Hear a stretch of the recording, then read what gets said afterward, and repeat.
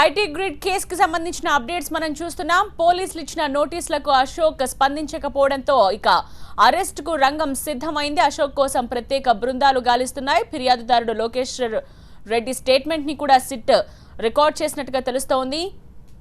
అలాగే ఇప్పటికే 4 ఉద్యోగులను సిట్ విచారిస్తోంది.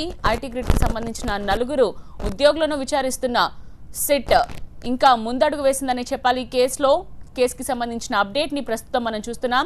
అశోక్ అరెస్ట్ కు రంగం సిద్ధం చేస్తుంది సిట్. అశోక్ కోసం ప్రత్యేక బృందాలు గాలిస్తున్నాయి. ఇప్పటివరకు పోలీసులు ఇచ్చిన నోటీసులకు అశోక్ స్పందించకపోవడంతో అరెస్ట్ చేయాలని నిర్ణయించుకున్నారు. ఇందుకోసం అశోక్ కోసం ప్రత్యేక బృందాలు రంగంలోకి దిగాయి. అశోక్ కోసం ప్రత్యేక బృందాలు గాలిస్తున్నాయి. మా ప్రతినిధి విజయ్ దీనికి సంబంధించిన వివరాలు అందించడానికి సిద్ధంగా ఉన్నారు. విజయ్, డాటా చోరీ కేసులో ఈరోజు సిట్ అధికారుల ముందుకి అశోక్ ఐటీ గ్రిడ్ ఎండీ రావాల్సి ఉంది. కానీ ఆయన ఈరోజు 10 గంటలకు విచారణకు హాజరు కావాలని చెప్పి సిట్ ఇచ్చినట్టు నోటీసులకు ఆయన రెస్పాండ్ కాలేదు. 10 గంటలకు రావాలని చెప్పి సిట్ మొన్న ఆయన ఇంటికితో పాటుగా ఆయనకు సంబంధించిన వాట్సాప్ కూడా సమాచారం అందించారు.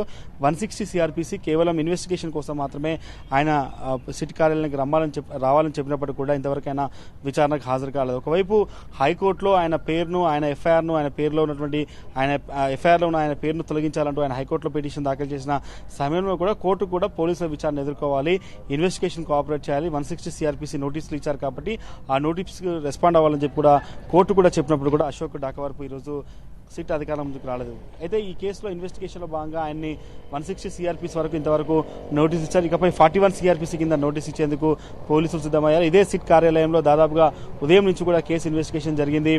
స్టీఫెన్ రవీంద్రతో పాటుగా మిగతా పోలీసు ఉన్నతాధికారులంతా కూడా ఈ కేసుకు సంబంధించి అతన్ని విచారించడం కోసం ప్రత్యేక క్వశ్చనరీ కూడా రెడీ చేస్తున్నారు. కానీ ఈరోజు అశోక్ విచారణకు హాజరు కాలేదు కాబట్టి ఇప్పటివరకు కేవలం ఇన్వెస్టిగేషన్ పర్పస్లో ఉన్నటువంటి నోటీసులు మాత్రమే సర్వ్ చేశారు. కానీ ఇప్పుడు ఏకంగా అరెస్ట్ వారెంట్ 41 సిఆర్పిసి కింద నోటీస్ సర్వ్ చేసి ఆయనకు అరెస్ట్ వారెంట్ జారీ చేసే అవకాశం కనిపిస్తుంది.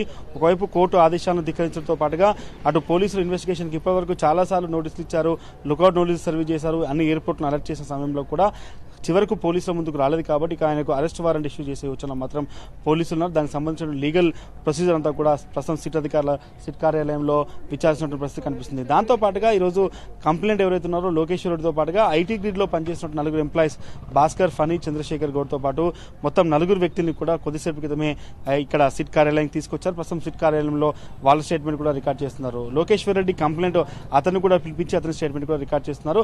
ఓవరాల్ గా మాత్రం అశోక్ చుట్టూ కొంత పోలీసులు కొంత ఈ ఎంటైర్ నోటీసుల ద్వారా, ఎందుకంటే విచారణ కోసం రమ్మన్న సమయంలో ఆయన రాలేదు కాబట్టి ఇకపై అరెస్ట్ వారెంట్ కోసం 41 సిఆర్పిసి కింద ఆయనకు నోటీసులు సర్వ్ చేసే అవకాశం అయితే కనిపిస్తుంది.